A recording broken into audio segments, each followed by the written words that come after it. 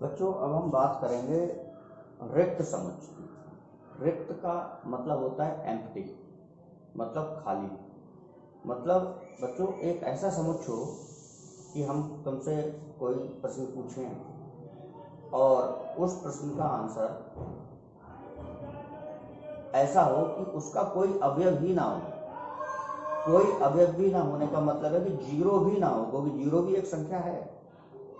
जैसे मैं आपसे पूछ लूं कि सम, जैसे पूछ लें आपसे कि आप ऐसी संख्या बताओ जो 3 से छोटी हो और 5 से बड़ी हो। तो बच्चों ये सवाल जो मैंने पूछा कि ऐसी संख्या बताओ जो 3 से छोटी हो लेकिन 5 से बड़ी हो, तो ऐसी संख्या कोई होगी नहीं, क्योंकि जो संख्या 3 से छोटी होगी वो 5 से बड़ी नहीं होगी, और जो 5 से बड़ी होगी वो 3 से छोटी नहीं होगी। तो ऐसी कोई संख्या निकलेगी ही नहीं। तो क्वेश्चन ऐसा होना चाहिए जिसका कोई आंसर ही ना हो। तो वह समुच्चय जिसका कोई अवयव ही नहीं होता, जिसका कोई अवयव नहीं होता, उस समुच्चय को कहते हैं रिक्त समुच्चय। और रिक्त समुच्चय को हम इस तरह खाली ब्रैकेट बनाकर प्रदर्शित करते हैं। इसके अंदर कोई भी अवयव नहीं लिखते, या इसकी जगह हम ये 5 शब्द का इस्तेमाल कर सकते हैं।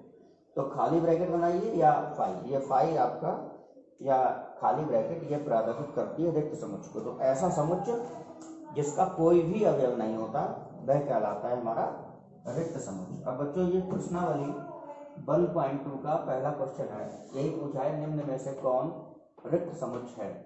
जैसे देखो पहला क्वेश्चन है 2 से भाज्य, मतलब 2 से कटने वाली, 2 से भाज्य विषम संख्याओं का समुच्चय। तो क्या ऐसी कोई विषम संख्या है जो 2 से भाज्य हो, मतलब 2 से कटने वाली विषम संख्या? तो बच्चों 2 से भाज्य कोई भी विषम संख्या नहीं है। तो 2 से भाज्य कोई भी विषम संख्या नहीं है, तो इसका मतलब यह समुच्चय आपका, इस समुच्चय में कोई अवयव नहीं आएगा, खाली रहेगा। इसका मतलब यह रिक्त समुच्चय है। 2 से कटने वाली कोई भी विषम संख्या होती नहीं है। ये पूछिए सम अभाज्य संख्याओं का समुच्चय। क्या कोई ऐसी अभाज्य संख्या है जो सम होती है? तो वो देखो एक है। कौन? 2 एक ऐसी अभाज्य संख्या है जो सम भी है। तो इसके समुच्चय में ये 2 आ जाएगा। तो ये 2 आ गया तो ये रिक्त नहीं है, इसका एक अवयव है। इसका एक अवयव है तो इसको कहोगे ये रिक्त समुच्चय नहीं है। ये कहलाएगा एकल समुच्चय, क्योंकि इसका एक अवयव है। ठीक है ना, इसका एक अवयव आ रहा है। नेक्स्ट क्वेश्चन थर्ड कि x सच दैट x एक प्राकृतिक संख्या है। मतलब कि आपको एक प्राकृतिक संख्या लेनी है, लेकिन कैसी लेनी है? गुण क्या है कि x छोटा हो 5 से, मतलब संख्या 5 से छोटी हो, और साथ ही x बड़ा हो 7 से। इसका मतलब है संख्या 5 से छोटी हो लेकिन 7 से बड़ी हो।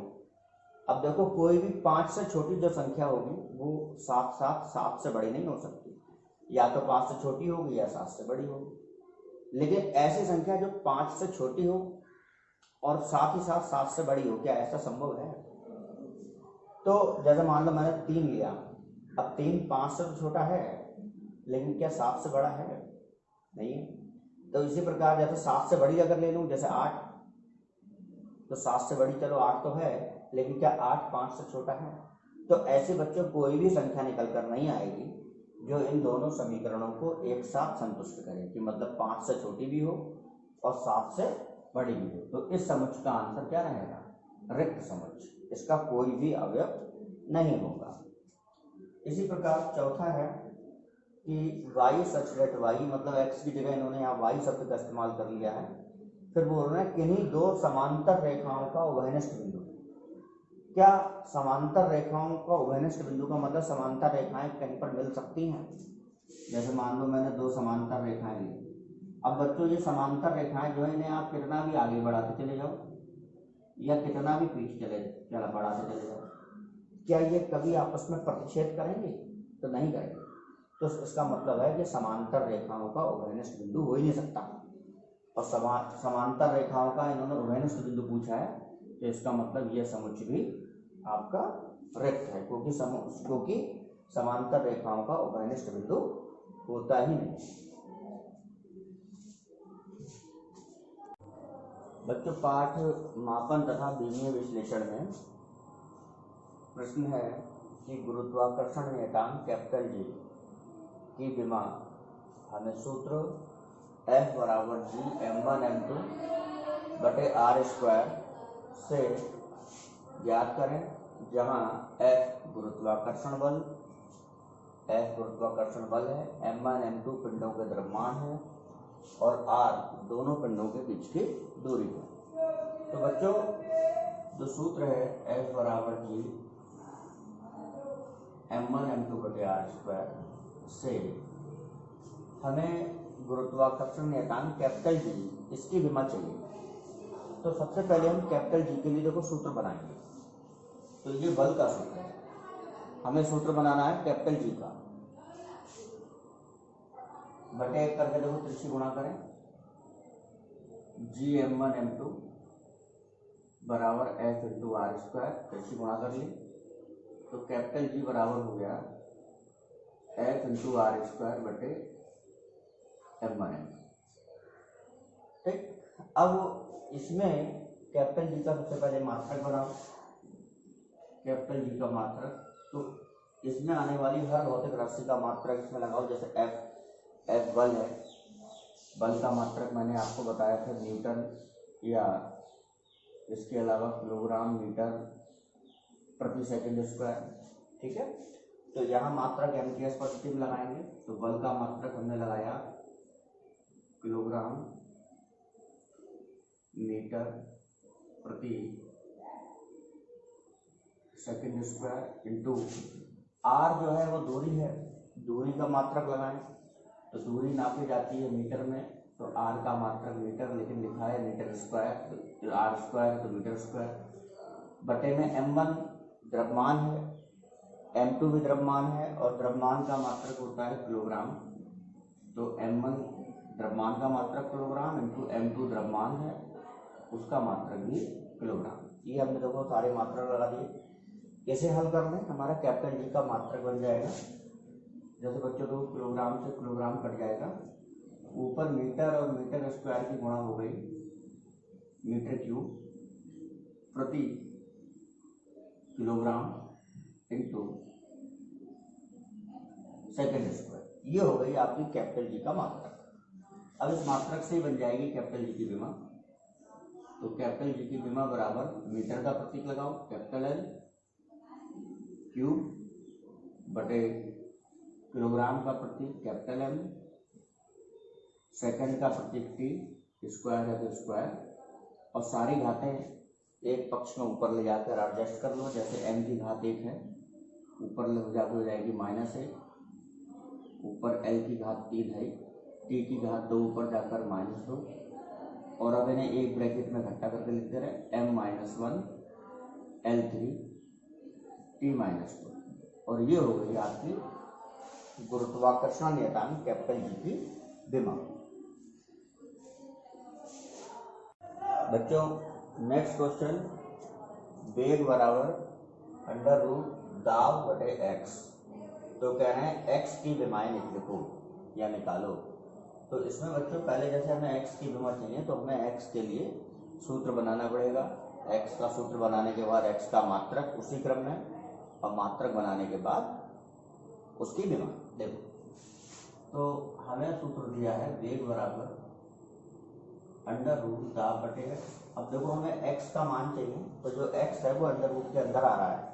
ये मान वेग का है, लेकिन x √ के अंदर आ रहा है, तो हम सीधे तिरछी गुणा नहीं कर सकते, पहले हमें रूट हटाना पड़ेगा।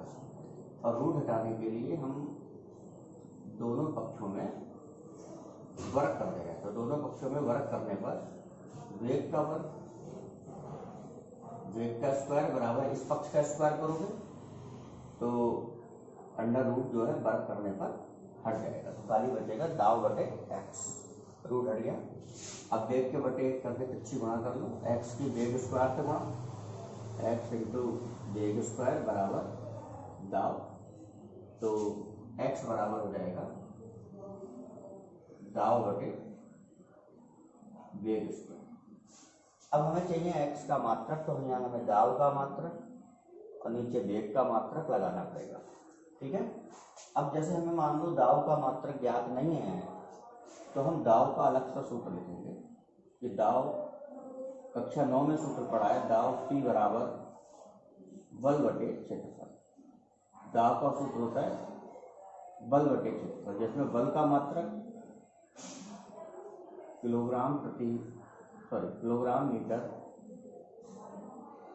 प्रति सेकंड स्क्वायर और बटे में क्षेत्रफल का मात्रक मीटर स्क्वायर, ये लगा दिया, जिसमें मीटर से मीटर की घात कट जाएगी, तो P जो दाव है उसका मात्रक हो जाएगा किलोग्राम प्रति मीटर सेकंड स्क्वायर। ये हो गया एमकेएस पद्धति में दाव का मात्रक। यहाँ देखो लगा देते हैं, ऊपर दाव का मात्रक किलोग्राम प्रति मीटर सेकंड स्क्वायर इंटू नीचे वेग का मात्रक, वेग का मात्रक होता है मीटर प्रति सेकंड, लेकिन बच्चों उसका होल स्क्वायर है तो उसका स्क्वायर करना पड़ेगा, तो मीटर स्क्वायर और सेकंड स्क्वायर, ये स्क्वायर कर दिया, जिसमें सेकंड स्क्वायर से सेकंड स्क्वायर ही कैंसिल हो सकता है, तो देखो x बराबर बचा किलोग्राम प्रति मीटर इंटू मीटर स्क्वायर, और मीटर स्क्वायर की गुणा हो जाएगी मीटर क्यूब। तो ये हो गया आपके x का मात्रक, और जब x का मात्रक आ गया तो अब x की विमा, तो पहले किलोग्राम की विमा m बटे मीटर का प्रति l और क्यूब, 3 घात है तो क्यूब, l क्यूब ऊपर ले जाओ तो m और l की घात 3 ऊपर जाके -3, अब इन्हें एक ब्रैकेट में तो m l -3, ये हो गई तुम्हारी भौतिक राशि जो x है उसकी विमा।